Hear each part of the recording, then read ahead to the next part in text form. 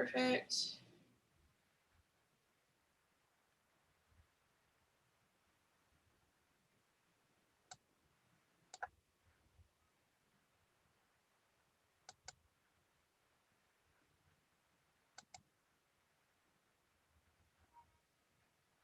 Perfect. I can hear myself. Ugh. All right, Eva's about to join. Perfect. This gives them time to hop on. And some of them are actually like on the camera, like are with each other. Oh, okay, wonderful. Yeah. Yeah. No problem. They have like a debate. Some of them have they came like doing a debate house for like 10 days of the summer. I was like, that's fun. Wow. Oh, look, Luke just joined. I was like, you should. That's gonna be real Okay. awkward. I know. I was searching. I was a little frantic. I know Vincent's also coming. Is Vincent in here? Vincent's not in here yet. Checking 1, checking 2. Not yet, but I have hope. And Luke, get your partner. Hi, Kenji. Hi, Luke. How are you? I'm good. How are you? Great. I'm doing excellent. I think Vincent said he might not be coming today because Okay. He said he might be busy with something No else. problem. Only hurts a little. He'll have the recording, so I'm like, Vincent. I threw some shade onto him for you. Don't worry. Appreciate it.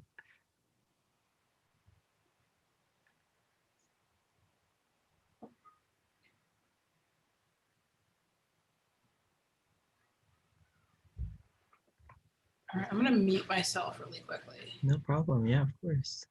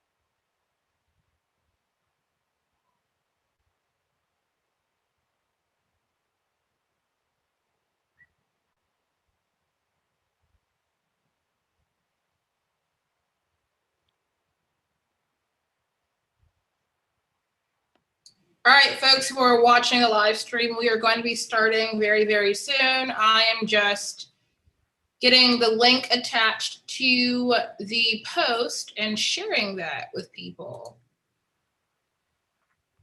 Super excited for this one. I know that a lot of folks are going to be learning a lot. It's almost unfair that we share. Kidding. Sharing is caring. Save. Boom. Can y'all tag you in the post too? Wonderful. Just Yeah. in case for later on, or if right now before it starts you wanted to share it. No worries. Well, it's also, you can also share it now because the link's attached. Wonderful. Thank you so much. Share to a group. High school.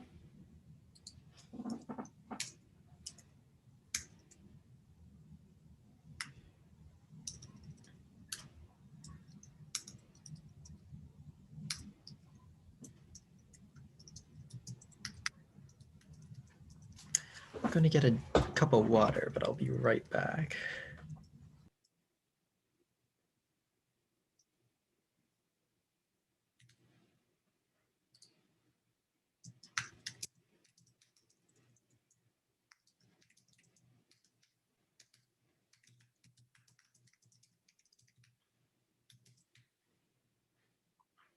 And post. All right, shared to high school. But I'm just going to share it to college, and then we can get started. All right. Great. I just got the notification.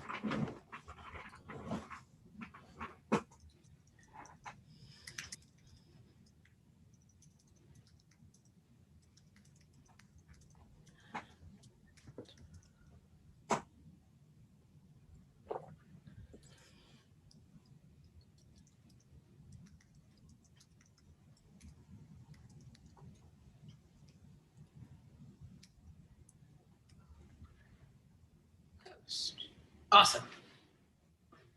I'm going to stop screen share, talk for a few seconds, and we'll get started. Wonderful. Yep. Also want to make sure that I have you pinned, Kenji. Let me see. Stop share. Great. Sorry, I had everything muted, so I could not hear if you were saying something to me. I did not. No worries. No worries. No worries. I just said I got a glass of water, but I'm good after that. Awesome. All right, y'all, welcome back to another workshop lecture hosted by Debate Boutique. We are super excited to be able to do this, offering resources not only to our students, but also to the community writ large, because of course, if you didn't hear me a few minutes ago, sharing is caring. And we do believe that these resources should be available to everyone regardless of access to a program, and that this should become a norm. So if you are another program, where the files at, where the lectures at, where the videos at, share them. And so if you haven't already, definitely subscribe to the YouTube channel down below. We've got some big social media goals that we would love for y'all to help us get to, because we have only more and more content and newer content that we haven't tried out coming very, very soon, as well as coming in August 15 to be specific. We are launching some new fall services because Debate Boutique is year round. And so with that being said, I am going to hand over the hosting capabilities, boom, to Kenji, who is leading this lecture today. Kenji is a student at Harvard. Is going to be a senior. Wow, how time flies, and is an excellent not only debater but scholar. Was a first round, this past season. So obviously really great at debate, and coaches at one of the schools that we have here. Was it Canyon Crest? Am I saying that correctly? That's correct. Yes. Boom. You see, I'm starting to remember things. So I'm super excited for this lecture. I think that especially for folks who are looking for what are the examples, how to kind of connect examples and theory together, how to make it mean something, and know how to kind of understand the impact level of debates. You need to know where your theories are situated in. You need to know why what you're saying matters. And so I think that, I love the fish. Oh, sorry, that just distracted me. No problem. I think that this is going to be, and it's fluid, sorry. I think that this is going to be a really awesome instruction to how to better incorporate examples into your explanations of things. So I am done talking. My camera and my audio are going to be going off because I know y'all are done and tired with me. And I'm going to let Kenji do what Kenji does best. Thank you, Kenji. No problem. I'm so excited. Welcome everyone to one of the Debate Boutique lectures. I guess for some of the objectives, I hope that we are able to cover 3-ish case studies, maybe 4, of how governments have historically protected water resources. That way you're able to integrate that into your K blocks, as well as offer a glimpse at what alternative frameworks could be used to protect water resources and maintain sustainability. And then for the workshop setting, we're going to introduce how these case studies can be applied in a debate round. And then lastly, provide potential articles / authors that can serve as a jumping off point for debaters and their future research this season. So what I'm going to end up doing is we're going to end up doing the first case study, and then I will kind of touch on things that the AF can exploit, things that the AF can use. And then once we get to the authors and articles slide, feel free to ask a question. Everyone good? Could I get like some reacts? Great, great, great, great, great. All right. So the first thing I want to cover is like why focus on case studies or why bring up case studies in debate. And the first and main reason is we want to show and not tell in our blog. So you'll hear this in like every single college essay. You want to have a story in relation to what you're saying. And in the case of debate, it's same like any other. And you want to be able to show and demonstrate that you are able to not only have a good theory that purports to say what you're saying it is, but also show how we are able to do this. And so theorization is great, but theorization with application is better. So as Jasmine was saying, we're going to be able to not only use case studies in a manner that allows us to theorize different critiques, but also find a way we can apply them to certain apps and then ensure that we will be able to use them when we're specifically on the negative. And then lastly, it will help familiarize people such judges with the unfamiliar. This water topic is a big resolution. Not a lot of people know it, certainly. And so by being able to use case studies, we're able to tie specific concrete examples to a lot of the larger vernacular or theory that you all are discussing. And so in turn, that will help familiarize judges and know what exactly are they voting on at the end of the debate. So based off of that, let's go in and start with case study number one, which is a problem of too much water. So what happens when we have too much water? And I guess another thing I wanted to include in this lecture is breaking down ways you can potentially interpret the resolution. Will all the ideas be home runs? Certainly not, but by hopefully providing them, you can then polish in future research. And then from there, decide what case studies you want, what basic themes are potentially there, and then from there, go from there. So some facets that I imagine that people can use for app protection this year or how do communities, governments, individuals protect against water from natural disasters, unforeseen crises, things like hurricanes, tsunamis? We recently on the East Coast had Hurricane Elsa. So what can we do about that? What can we learn from that? And then also, how do we protect ourselves against unsanitary and unclean water? Things like lead water, water used as a medium for disease, things like that. So based off of that, we're going to dive right into our first case study, which is in Puerto Rico. And just as a little background on the event, basically Puerto Rico is an unincorporated U.S. territory. It's a Caribbean island found just south of the United States and has a history of colonization. Spain took it over from the 1500s to the 1900s, and I'm getting an admit. And then the US took over from there. So from approximately the very, very last 2 years of the 19th century until now. And so because of that, we need to kind of consider what exactly are the political powers of Puerto Rico, and in what ways are we able to recognize that when we are familiarizing ourselves with the case study. So big things that stick out to me are personally the voting, which states that the Puerto Rico is not allowed to be able to vote or have like an electoral college say in presidential elections. They also don't have specific representatives in Congress. And so there's a limit to how much representation they're able to receive in the first place, which we'll kind of touch down more when we get into the case study. And then secondly is the organization known as La Junta, which is essentially an economic organization that states that they are the financial control board that controls where Puerto Rico's budget is allocated, where the money should be spent, and things like that. And as of right now, Puerto Rico currently has approximately $70 billion in debt. So as a result of that, we can talk a little about what that entails in the next slide. But what that means is because La Junta is finding a way to be the most maybe economically expeditious, they're going to find ways and public measures that they can kind of relax themselves on in order to recontrol what money goes into the economy and then reattribute it to kind of facing the debt. And then the last thing I kind of want to talk on is the question of full sovereignty. So Puerto Rico lacks full sovereignty. Three couple reasons why they do so. One, while they are an unincorporated territory, they are not officially covered by the full Bill of Rights. And so as a result, they have limited political power, as we were kind of talking in terms of voting and how they divvy up the economy.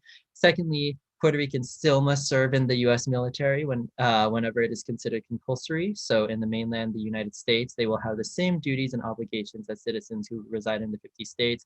But as we kind of discussed prior, they lack all of the benefits of being a US citizen, or many of the rights that come with being a US citizen. And the last thing I want to talk about is quickly something called the Jones Act. So Jones Act, which was passed in 1920 by the United States. And essentially what that entails for the purpose of this case study is that Puerto Rico is not allowed to receive any international aid or goods unless it is coordinated by the United States, which drastically limits things like the input they receive specifically during a natural disaster, which is what we're going to talk about momentarily. So before we do that, we're going to talk about what economic austerity and economic shock therapy are, which are two kind of buzzwords that you're going to be able to integrate into your debate blocks or into your cross-examination answers in the future.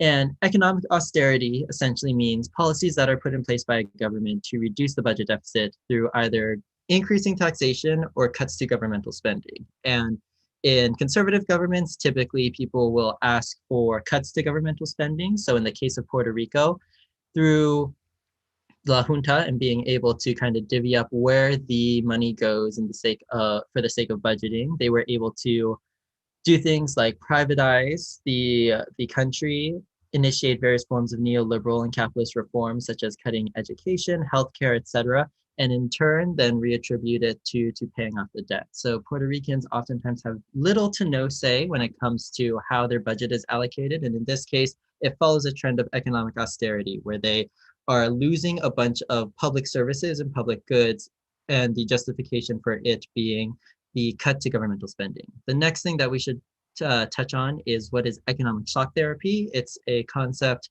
recently developed by Naomi Klein. She has one specific book in relation to Puerto Rico, which is called The Battle for Paradise, which you all can look up after this lecture. But essentially what economic shock therapy entails is using public disorientation following a collective shock, a war, a coup, a terrorist attack, a market crash, natural disasters, etc., to push through radical pro-corporate measures, often called shock therapy. So we can see that economic shock therapy and economic austerity come hand in hand, where by using the language or the symbol of natural disasters, countries and various governing boards are then able to manipulate how exactly the fallout of the certain event proceeds. And in the context of Puerto Rico, we kind of talked about this, but the Jones Act and how in the instance in which a natural disaster hits, so a couple of years ago in the case of Hurricane Maria, Puerto Rico actually,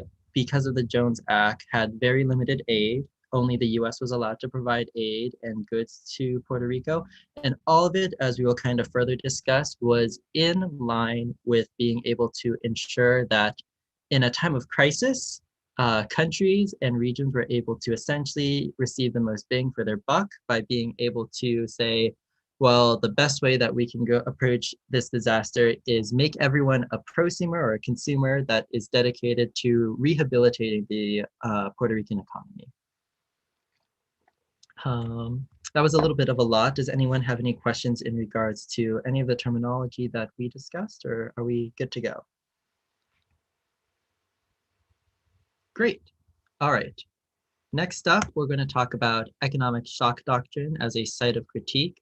So essentially, as I alluded to prior, Puerto Rico was a unincorporated territory in the United States that was hit by Hurricane Maria. They were devastated insofar as they lost a lot of access to various infrastructures. They lost a lot of access. They lost a lot of access to their homes, various forms of public services, etc. And so because of that, the government essentially filled in and then said that as a result, we are going to hope that Puerto Rico, in order to rehabilitate its economy, will do a couple things. So, for example, we're going to pull two quotes. The first one is on the left, and it says, like, as with Haiti in 2010, what is surely guiding the decision to impose military control over Puerto Rico is the concern that the desperate conditions that Puerto Ricans now confront will trigger a social explosion. So, military presence serves to contain the masses and protect the profit interests of both banks and corporations. So, right prior to Hurricane Maria, there was a large amount of, or a trend of activism related to Puerto Rico being able to establish itself as a sovereign nation, or essentially calls to decolonize Puerto Rico. And this went hand in hand up until the disaster of Hurricane Maria, where after the disaster hit, the government in the United States was essentially allowed to say, well, because of this disaster, we're going to help you. And the primary means that we're able to do so is through our military, because it is the kind of number one agent that is in charge of being able to deploy humanitarian aid. That, along with FEMA, which is the Federal Emergency Management Agency. And as you can see on the quote to the right, it says that if we're giving free food and water, that means that families are not going to supermarkets to buy, which is Alejandro de la Campa, who was the Puerto Rican head of FEMA. So essentially his role in this case study was that as the director, as the coordinator for providing humanitarian aid, he didn't prioritize humanitarian aid first. Rather, he said, in what ways can we kind of prioritize the economy in hopes to rehabilitate it to a safe position, which entails starving families and families who lack social services and don't have a steady income are below the poverty line. In what ways can we not just give them free services like food and water? Instead, let's make sure that they go to supermarkets, buy a lot of goods, and then that in turn will help themselves and the economy. But the kind of downside to that was that as a result of this, only the most privileged, only the people who were financially well off were able to kind of receive economic aid and humanitarian assistance.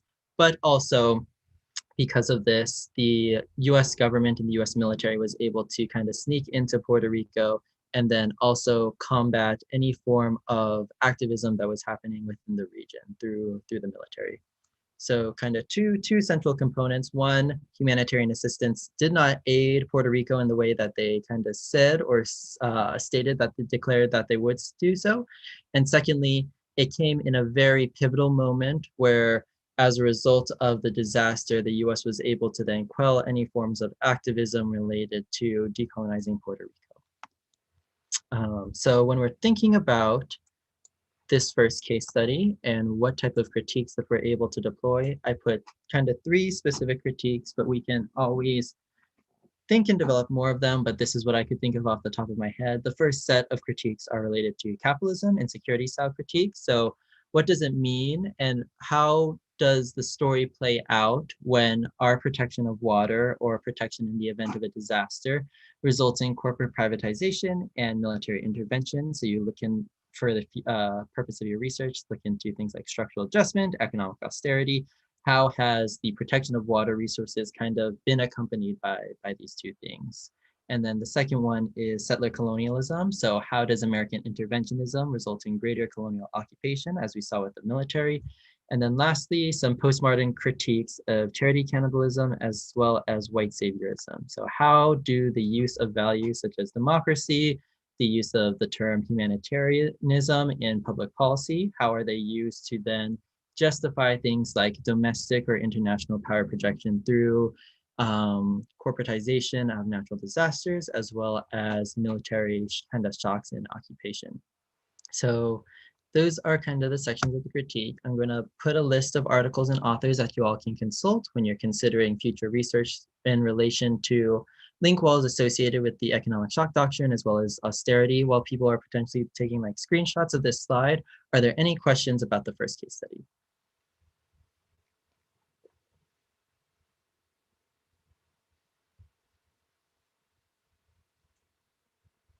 Great. All right. In that case, we'll go to case study number 2, which is a problem of too little. So what happens when we have too little water? And potential facets for understanding ag production this year are how do governments, communities, and individuals ensure access to water for all, are able to protect water in the event of scarcity. So things like distributing water in an equitable manner, filtering water so that maybe potentially previously unsanitary water now becomes sanitary and is utilizable by human populations. Considering it as a question of public health. So we kind of talked on the first case study, how water can be a medium or a modem for disease. In what ways can we use public health policy to address that concern, as well as water security. So like in the event of a natural disaster that decimates our water supplies, what can we do to kind of make sure that there is aid? But given this question, I guess the big thing that we want to consider is how have these goals specifically been achieved, and how has the US government kind of approached this problem of too little water in the United States, and what are they about to do that? But kind of prior to our discussion about the US, I want to consider Kashmir and India, which will be kind of the site for part of the case study for number 2. Essentially, as a set of background, both India and Pakistan are claiming Kashmir and Jammu, which are the 2 regions kind of where I'm controlling my cursor. So Kashmir is on the bottom and then Jammu is at the top, where there have been multiple kind of territorial and military disputes to see which nation can assume control. And as a result, both India and Pakistan have been creating various forms of military encroachment in Kashmir and Jammu, which has resulted in degrees of militarization. We see things that accompany war, things like sexual assault, various acts of terrorism, military occupation, etc. And in turn, the Kashmiri people have fought back and protested, but have been subject to great degrees of trauma and terror in the process. So when we're looking at this case study, we're going to kind of hone in specifically in Kashmir, and then additionally the community of the Hanji people. So first, taking a step back, who are the Hanji people? They were known as the boat people of Kashmir. They are a semi-nomadic community where a lot of them reside and settle around the Dal Lake, which is a very heavily, not populated, but a heavily contested region of Kashmir that specifically India is looking into to try to colonize and territorialize. And so that leads us to kind of our overarching theme for case study 2. The overarching theme for case study 1 was the economic shock doctrine, as well as economic shock therapy and structural adjustment. So in this case, for case study 2, we're going to talk about gentrification and kind of its political cousins, or who it is related to. So based off of these slides, or based off of your prior knowledge, I would love to hear and get some participation on this lecture on, can anyone define what gentrification is? Anybody? And feel free to just unmute and start talking.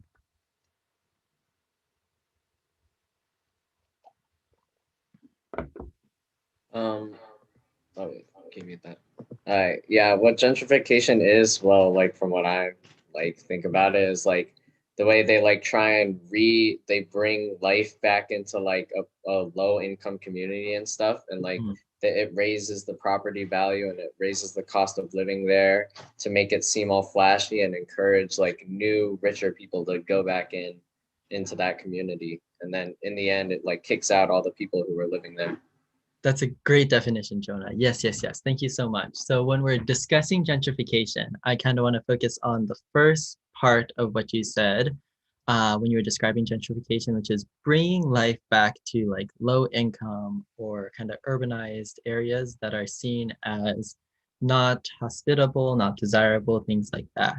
So the important thing, which you picked up in the last part of your sentence, was life already kind of existed, or life certainly existed prior to gentrification. Low income communities, populations, particularly communities of color live there.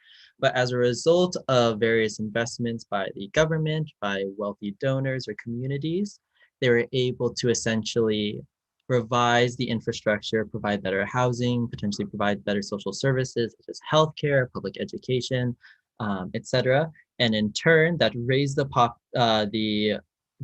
property values of those specific locations and where the people presided. And so as we can see here, it's in the left of the gentrification process, we see capital investment in residential mobility, which results in social upgrading, which I talked about with the infrastructure.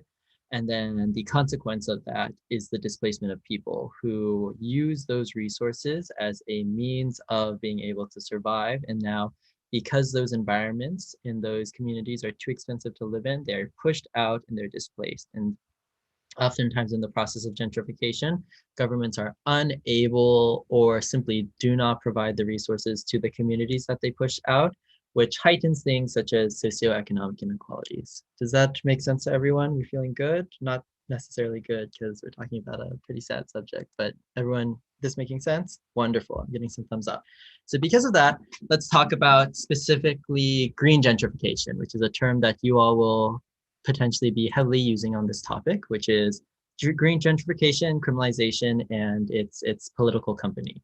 And green gentrification describes processes started by the implementation of an environmental planning agenda related to green spaces that lead to the exclusion and displacement of politically disenfranchised residents. So it's a form of gentrification that is related to in what ways can we maybe make this community more green, more environmentally friendly, more ecologically friendly. But because of those processes, the property values after the integration or implementation of some green infrastructure is put in, that simultaneously increases the property values. It draws in wealthier constituents, more wealthy communities to invest and live in those populations, which in turn stigmatizes and pushes out former residents. And all of that is done in the name of the environment because, hey, we're trying to save the world from climate change. So as a result, in what ways can we use green infrastructure as a gentrification process? And that's specifically important on this topic when we're comparing things like America and Kashmir. So as you all can probably recall, we talked about the Dal Lake and how it was a very contested zone in Kashmir that the Hanji people primarily resided in. And because of that, we saw certain quotes by political officials in India that says that, or not, sorry, not from political officials, but the people who were reviewing how India was now kind of innovating and finding new ways to establish control over Kashmir. One way was through green gentrification. So an example of this was that the call to environmentalism, i.e. we want to conserve Lake Dal, it's a very precious site to us for spiritual, moral reasons. And because of that, we're going to find a way to put in policies, establish certain agencies, structures, infrastructure that will surround Lake Dal and ensure that it will become a conservation site for the future and that people will be able to use it, look at it, and kind of find value in it in the future. But as a result of that, this kind of call to environmentalism further justified military occupation by the Indian government, and it compromised the demands for Azadi, which is the Kashmiri term for freedom or decolonization that happened in the 1990s. And so you see quotes from political officials saying things like, we should use a broom and sweep them, i.e. the Hanjis, out of the lake. And so in this case, the Hanjis serve as the population being displaced by various people in order to quote unquote preserve the Dal Lake. But as we kind of talked about prior, the Hanji people are semi-nomadic people who revolved their lifestyle around the Dal Lake and made sure that it was already sustainable prior, but because of the amount of stigmatization and criminalization that they faced in the process of Indian interventionism into Kashmir, they were cast out as being barbaric, not smart enough to understand the ideals of conservation, and that in turn led way to green gentrification. So granted, this resolution is a domestic resolution, so how does this apply to the US? And so we can think about green gentrification in America. And what people have ultimately concluded is the lens of environmental sustainability continues to be painted as rational or impartial, whereas considerations of things like race, equity, and justice are represented as subjective, radical, and therefore political. So when we think about environmental sustainability, a lot of people will kind of make the call that, oh, you know, climate change affects everybody. It will disproportionately hurt communities of color. So if we increase environmental sustainability, we consequently are helping communities of color, low-income communities, etc. But what that ignores is how the process of green gentrification results in the push out of these individuals. And so when people bring that up and then say, hello, we are being pushed out of our communities, we no longer have access to social services, we're struggling for our lives here, they are then painted as, oh, you're kind of radical activists who are seeking to get in the way of climate change. And how could you be against climate change? And so the rhetoric of environmentalism then becomes a ruse for how we approach or then subscribe to certain political agendas. And you can maybe potentially see this in a lot of the deployment of certain apps this year, where people will use water as like a sacred resource that should be protected and that community should have access to. But the question then becomes, in what way do they create a spectacle of that or spectacularize that certain kind of value or that narrative as a means of actually pushing down these communities that they purport to save? And so when you're considering green gentrification in America, some things that you might want to look into when you're doing research is how gentrification has affected areas such as Boston, Seattle, New York City, San Francisco, Washington, D.C., Atlanta, Chicago, and then where we're going to kind of aim our case study number 3, which is the Gentilly District in Florida. So before I go on to that, we're going to quickly talk about sites of critique that you all can use as a way to discuss American gentrification in certain lenses or in certain forms of critiques. That way it can be deployed in round. And the first one that we want to talk about is critical race critiques that discuss things specifically such as Black and Indigenous studies. So how is gentrification an extension of geographic displacement with historic lineages tied to slavery, redlining, and push out? So, for example, in what ways has gentrification always sought to push out communities of color as a means to reinforce the privileging of white populations for the sake of kind of ensuring their survival at the expense of everyone else's? The next thing that we can discuss is disaster capitalism or critiques related to disaster capitalism, which talk about the spectacle or the icon of climate change's debilitating effects or the importance of water as a resource now being used in political arenas or when we're advocating, such as when the F comes up and brings up certain arguments about the importance of their impact in passing a plan. How is that used as a justification for gentrification and violence, which I kind of talked about prior to? And the last one is stability/disability studies. So how do environments produce stability? I.e., how does an environment where people lack access to education, lack access to healthcare, lack access to important social services such as equitable housing, food, water, how does the environment that they're raised up in then produce a form of debility that affects and disproportionately reinforces trauma in those populations? And so gentrification then in turn puts the burden on these individuals and communities to kind of become resilient in the face of displacement and say, well, you can overcome these problems when in fact they are the ones who are bearing the brunt of this violence. So in that case, we're kind of onto the articles and authors that I cited for these slides. While people are taking screenshots or kind of jotting these articles and authors down, does anyone have any questions related to the second case study? And if not, let's just get a thumbs up in the chat and then we can move on to our final case study. Great, Luke, Jonah, Leon, wonderful, wonderful. All right, in that case, I am going to move on. So we've explored case studies that deal with when we have too much water in the case of like tsunamis, disasters, etc. And we looked at what happens when we have a problem with too little water. So how do we protect and ensure the equal distribution of that? Does it play it out in the way that we say it does? So the last case study that we kind of want to talk about is what is the mechanism for how we approach protecting water resources? So when water is a finite resource, how do we ensure that it is preserved, conserved, and who is to blame for the problems we see with water today? So like, why do we have this resolution in the first place? And who's historically been blamed as a result of maybe quote unquote water crimes? So ways that you can potentially interpret this from an AF perspective when you're constructing various affirmatives this year are how do governments, communities, and individuals create mechanisms to hold agencies, corporations, individuals accountable for the unsustainable or problematic usage of water? And also, what are the repercussions that will follow these mechanisms? So as you can see, and I'm sure you've heard this on the news, but recently in the Gulf of Mexico, there was a fire that broke out in the middle of the ocean as a result of oil extraction.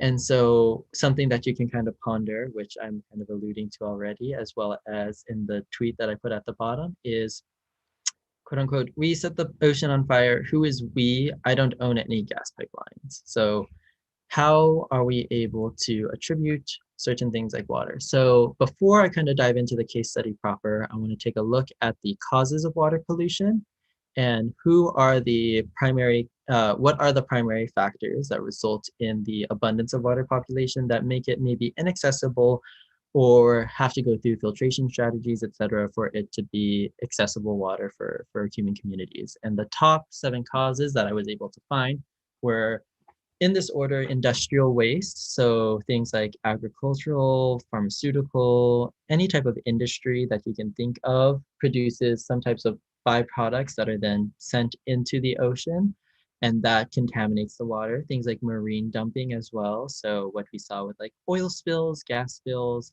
sewage and wastewater, which it comes from various communities, oil leaks and spills, agricultural accidents, global warming, and radioactive waste. So all of them kind of play a part.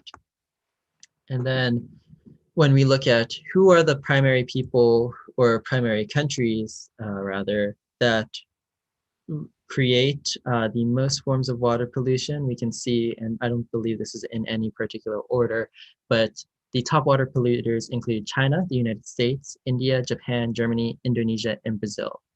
And of these top polluters, only 3 were on the top 25 countries with the worst tap water, which can be a metric for how we evaluate things like water pollution. So for the sake of participation, does anyone want to kind of take a guess about what were maybe one, or if you want to go for all 3, what were the countries that you think were essentially in the top 25 list of water pollution based off of the countries on the left?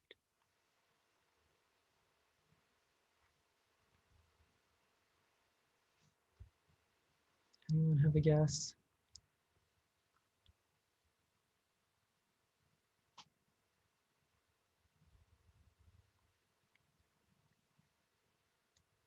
You all can do it, I believe. I might just start calling on people, but Is I don't the want to. India one? Okay, we've got India as a guess. Great, great, great. Anything else? Any country? Any other country? Someone said India. Oh, sorry. I should be looking at chat. Wonderful. Thank you so much. Okay, so a lot of people are saying India, Indonesia, and then Brazil as well. So all of these are excellent answers. The 3 countries actually are China, India, and Brazil. So in this case, as you can see, we're looking at the top water polluters. And when we're looking at who is to blame, while certainly these top water polluters are to blame, you can see that the discrepancy between who the top water polluters are and who are essentially affected by water pollution, which we can include the other 25 countries on this list, they're primarily countries of color, or like countries where in the global south, or in Central America, etc., all of which are bearing the brunt of water pollution. And so as you can see, essentially, while there are certain countries that are polluting the water more, they are not the ones necessarily to be receiving the detrimental, they are not the ones facing the detrimental effects of water pollution. And instead, it's poorer countries, lower socioeconomically valued countries that are bearing the brunt of the blame. So given that, let's go and actually look on a domestic level. So we've looked at how water pollution affects on a global level. Now I want to look at a case study that looks at, even within America, the way that people bear the brunt of water pollution is obviously not equal, not perfectly equal. So background on the Everglades. It's a region in Florida whose swamp and wetlands are most notable to its ecosystem. Some policies that were integrated in the past century include the ban of alligator hunting, which we will talk about a little bit more, and its repercussions for how we understand who's accountable. The establishment of the Everglades National Park, i.e. using the Everglades as now a conservation site. So you can maybe draw some parallels to what we talked about in case study number 2 about Kashmir in India and the Dal Lake, and potentially guess where this is going to go. And then lastly is the Central and Southern Florida project, which was essentially a water infrastructure project that was related to in what ways can we drain the Everglades, drain the swamps to make it have more accessible housing or be able to have increased amounts of kind of big agricultural industries to be able to now utilize the land in the Everglades, because as of right now, that ecosystem is not profitable in terms of producing kind of some of the big crops that you see and is consumed in America, such as corn. So in what ways could the Central and Southern Florida project go into the Everglades, drain some swamps, clear the land, and then make that a place for big agriculture? So when we're talking about actors in the Everglades, there are kind of 5 specific groups that I want to talk about. The first one is the Seminole people, which are indigenous Americans in the United States that greatly rely on the Everglades as a means of sustaining themselves. They have their own cultural practices that result in them greatly relying on things like alligators, various flora and fauna in the Everglades to be able to not only do things like eat or have like a sustainable diet, but they also do things like alligator hunting, or they'll do things like hunting various animals that will then be sent and sold in communities in Florida as a way of making money. And this is also something that rural, often white people have done. So we see that in alligator hunting specifically. So those two kind of go hand in hand in terms of what is the function or how do they interact with the Everglades. These rural white people oftentimes are of lower socioeconomic status, and consequently they rely on things like alligator hunting in order to survive. The next group of people are conservationists. So they see the Everglades as an important site, which certainly it is. And then they're making calls to how can we find a way to ensure the Everglades remain sustainable and ensure that we don't lose the Everglades essentially.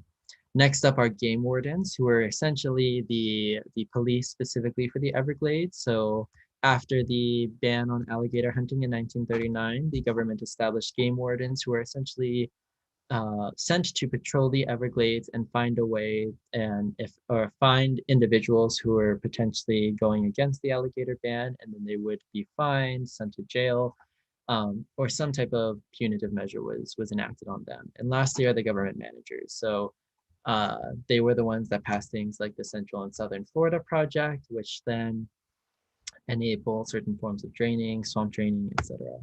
So this is a very wordy slide, but I will try to break it down for you. And what we kind of want to discuss is hunting versus the conservation versus government management approaches. So Jim Shore, who is a tribal general council member for the Seminole people, say essentially our traditional Seminole cultural, religious, and recreational activities, as well as commercial endeavors, are dependent on a healthy South Florida ecosystem. In fact, the tribe's identity is so closely linked to the land that tribal members believe that if the land dies, so will the tribe. So if the Everglades dies, they will have no way to kind of sustain themselves because that's what they have traditionally raised themselves and developed their culture around. So in the absence of that, how are they displaced and then subject to essentially a slow form of extinction? And then two quotes I want to pull from one of the authors that we will kind of bring up in future slides is Laura Ogden's Swamp Life, and said, earlier drainage efforts have offered the dream of an agricultural empire. So kind of what we talked about before, where we were able to clear the Everglades and make room for arable or agriculturally accessible land for things like corn. The C&SF project, so the Central and Southern Florida project, provided flood control security that allowed Southern Florida agriculture to reliably serve national markets. And so as you can see, the primary reason why this C&SF project was established was in order to make Florida a developing and kind of thriving economy in the United States. And next up is a quote that kind of compares alligator hunting and the drainage efforts by the C&SF project, which said, the focus of these early conservation efforts, so kind of who conservationists were blaming in this instance, was on protecting the alligator's symbolic value within a burgeoning tourist economy rather than on safeguarding its value as a commodity within the alligator hide industry, or for that matter, protecting alligators for their own sake. So when we're looking at the historical trends of how conservationists found a way to preserve the Everglades, instead of targeting things like the Central and Southern Florida project, which were draining entire areas of the Everglades, a lot of the effort was focused on there are Seminole people, there are rural white people who are unsustainably hunting alligators. And because of that, they need to be met with full persecution, and we will send game wardens, the police, etc., to essentially stop those habits from happening. And later, what we learn is that while it is true that there were some unsustainable forms of alligator hunting by these populations, overall, it did not make a huge dent, and rather the greater cause or the more important and larger cause of why alligators were disappearing was because their ecosystems were being completely trashed. And that was because of things like the Central and South Florida project, which cleared the land in which alligators typically lived, and now they were unable to live there. And so in this case, we misattributed the blame to essentially just communities like poor and oftentimes racialized communities. And in turn, we protected corporations and government officials who found that we needed to find a way to make the Everglades an economically a economically useful tool for Florida. So the consequence of this is kind of concurrent human pressures of market-driven hunting, changing water levels and cycles, and extensive habitat loss intersected at the same time across the same landscape to threaten alligator populations in the Everglades. So kind of what I already talked about prior, about how these individuals and communities were disproportionately blamed despite them not making the largest environmental impact. And instead, governments and the Central and Southern Florida Project essentially got off scot-free and were able to continue their own development projects that disproportionately hurt and destroyed the Everglades. So when you're thinking about developing this into a debate argument, or even like a line of questioning and cross-examination, or just thinking to yourself when you're considering an affirmative in 1AC, some things you can consider is all water created equal? What is considered water worth protecting and water worth not protecting in policy agendas or policy measures, and what metrics are used to determine blame. And so one thing that I kind of really want to focus on is that oftentimes we let the passage of maybe a policy or a plan, whether it's like an AF, a counter plan, etc., kind of get away with being like, oh yes, obviously the metrics that we will use will be equitable, they'll be objective, so they'll be concrete, and there will be ways to make sure that the attribution of blame is absolutely perfect and we'll be able to directly address who's to blame. But oftentimes that is not the case. And the way that metrics play out and how we can kind of use data, which then guides how we use policies, are oftentimes distorted. So a couple things that I considered is like, who is observing the data? So if it's like a government manager or someone who has a bias in doing things like, or for example, like a agricultural manager or a big agricultural industry, are they the ones observing, collecting that data? And if so, are they ensuring that maybe they omit certain pieces of evidence, or they simply don't study pieces of evidence on how they should be held culpable or how they should be held accountable for maybe the environmental impact or the impact on the water that they say? Also, how do they make claims of causality? So in this case, we saw that in the instance of attributing blame to who was kind of like hurting the Everglades, we saw that the Central and Southern Florida project got off and were able to kind of say, oh, we're not a major concern. Also, even if we are, it's about the economy. But these individuals, the Seminole people and rural white people, they're the ones who are needlessly killing alligators. And consequently, they are the ones to be blamed. And that's the people that we should be kind of sending our legal system, our criminal justice system against.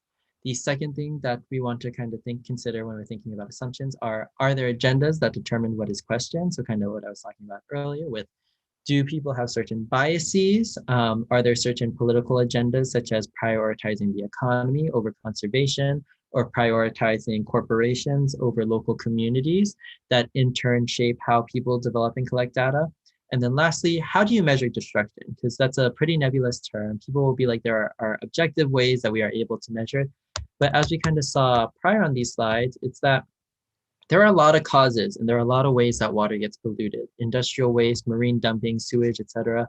And even within these categories, there are smaller categories. So like, for example, for industrial waste, in what ways does the pharmaceutical company create more water pollution? And how does that differ from maybe in the agricultural industry and how they produce water pollution? And so because of that, when we are kind of considering how we measure destruction, these certain metrics that we use, so things like keystone species, or we consider integral species that are critical to the ecosystem of a environment, things like pollution, or what is considered an excessive or unnecessary behavior, how are those all used to distort who is to blame? So essentially the key takeaway I want to get from this case study is data and its interpretation cannot tell the whole story, and there will always inevitably contain some subjective components. We need to be critical and fully analyze how certain policies will be deployed in a way that maybe disproportionately affects those who are already disenfranchised and already marginalized. So when we're thinking about that, two kind of central critiques that we kind of haven't talked about super much or a lot in this lecture are queer theory within the vein of queerness as deviancy. So how are deviant, quote unquote, populations stigmatized as a result of separate cultural practices, economic, social practices, etc., um, while also bearing the brunt of the harm. So we could see that in the global perspective, with the countries in the global south bearing the brunt of the harms for water pollution, despite not being the ones who are kind of the main people to blame or main countries to blame. And we can see that as well with how Seminole and rural poor white people were bearing the brunt of the blame for destroying the Everglades, when that has been a consistent practice that they have been doing for centuries, and it hasn't caused the destruction of the Everglades or the alligator population up until more corporate measures such as the um, Central and Southern Florida Project did. So that can also be specified to various axioms, like I said, to things like race and class. So if you want to take a look into that kind of literature base, that's something you can certainly do. The second thing we can kind of look into is legal studies and abolition studies, which should ring a bell for a lot of you, because that was a kind of big portion of last year's debate topic relating to criminal justice. So who do we hold accountable? How should we do it? Are there certain policies? Are there certain agencies? Are there certain political agendas that we're able to use to then hold people accountable? And if we are to hold people accountable, what mechanisms do we do? Do we use like a punitive system or a transformative justice system in order to enact that form of accountability? So this can deal with, for people who are maybe more interested in reading a policy app or over a critical app, you can definitely look into critical legal studies as an avenue for which you can understand this topic. In this case, here are some of the articles and authors that I have cited. Are there any questions?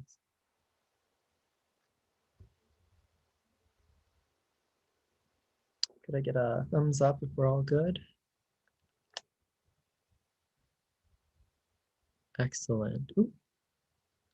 Okay, so now we're going to quickly transition to alternative forms of water protection. So now that we've described the problem, what should we prescribe, or what action should we take, i.e. what's the alt?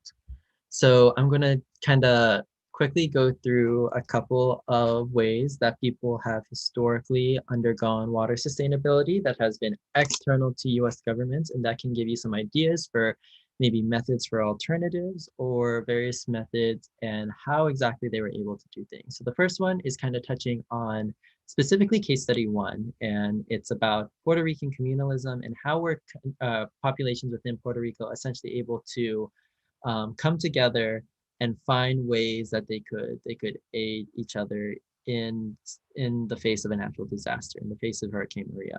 So things that they did was that they created mutual aid systems, mutual aid networks. They created their own resource distribution. So when things like the water filtration system was knocked down as a result of the hurricane, or the electrical generators were shut down, or not shut down, but like were drastically affected by the hurricane, they were able to coordinate those kind of broken infrastructure systems and do things for like, well, we know that this generator, even if it's not perfect and isn't able to run 24/7, it's able to run for 4 hours. So in what ways can we collectivize with one another, figure out how we are going to use this generator during its 4 hours to maximize the distribution of needed resources to help people survive this disaster.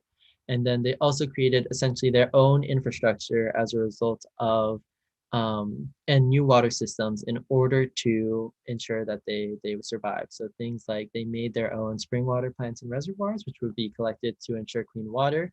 People were specifically assigned and given the job of collecting the water, filtering the water, managing the water to ensure that it was distributed as well. And this countered kind of the American or corporate intervention through things like the federal emergency, the FEMA, where instead of kind of providing this water as a free commodity, they essentially asked people to pay for it in the supermarket. And so through this and through coming together, this is an example of a material intervention that was able to relatively succeed, or at least succeed better than the intervention provided by the government. The next thing we can talk about is more spiritual or moral frameworks for how we guide our understanding of how we relate to water and how we intersect with water. So the Maori people are an indigenous group in New Zealand, and essentially they have a couple ways of acknowledging the importance of water in their life. And one quote they have is I am the river and the river is me. And essentially what that means is kind of as we were talking about the Seminole people and the Hanchi people, water, things like lakes, the Everglades, etc., were critical to the survival of these populations. And so when they're talking about I am the river is me, it's essentially alluding to the fact that without things like clean water, without water as this kind of integral resource, I will not survive. And so ways that they have used that framework as a guiding mechanism to initiate action have been things like political drafting, where they actually drafted agreements where for the Wanganui River.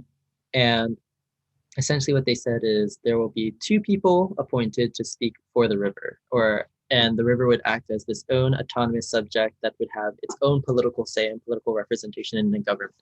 And as a result of this, the river is placed in the same legal category as like a child or adults who are incapacitated, and they will have guardians who make decisions for them and to ensure their well-being and safety. So that is an example of how maybe a spiritual or moral framework can then guide and result in material interventions. Unfortunately, this draft agreement did not get passed and it's still contested in New Zealand, but it gives you an example of how if we push hard and we are able to find different ways of understanding the world, this could be an example of how we could understand water instead of how we currently understand it as a maybe commodity that is to be paid or only certain people should have access. And so one last quote that I kind of want to project, which is also from Salman's article, is that as Viveiros de Castro has argued for Yanomami cosmological accounts, such accounts do not reflect the Maori worldview, but rather express the Maori world objectively from inside it. So they see this as, or their worldview is their livelihood. And it's not to say that like, oh, they see this in like a cool, eccentric way. No, rather, this is the culture, this is the social fabric which they go about navigating the rest of their lives. And in turn, that has produced a objective, or not objective, but a very particular way of living and certain cultural customs, similarly to how in certain communities, like in America, we live in a capitalist society where we are to say, well, we want to maximize profits, maximize our economy, prioritize competition, etc. And then that in turn guides how we view the rest of the world. So we don't want to say like, oh, it's just like how they see things, but rather it is a cultural system that has historic empirical precedents that can then guide how we imagine and shape new worlds in the future.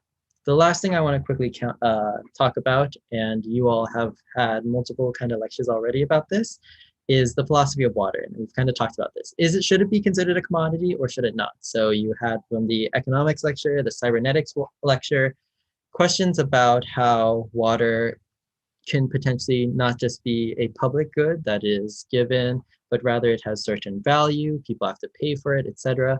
And we can see that in like certain metrics for when we guide development, such as the term cost of living. So like if we're such an advanced species, if we're supposedly so intelligent, why do we have to pay? And why do communities have to pay for survival? And why are these individuals, they are unable to pay for it, essentially subject to their own death, which is something we do not see in many other species. So like refer to meme to the right, like us saying where you're such an inferior animal, but we are also a species that has to pay money to drink water, which is not seen in other communities. So if water is so widespread and necessary for survival, why is it paid for? So how can we imagine a world of public ownership, of universal access to this resource in a way that doesn't condemn populations to death?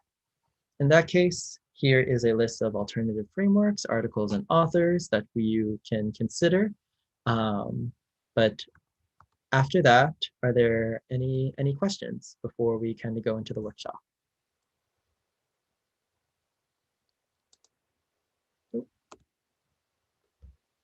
Any questions? Let me see if I can pull up. All right, so I guess we don't have any questions. I think, I'm not sure, but. Hey, before we do like the kind of activity, Kenji, I'm in the live stream, so can you make Okay. me the host real quick? Yeah, for sure. Let me see. Got it. Thank you. One sec. No problem.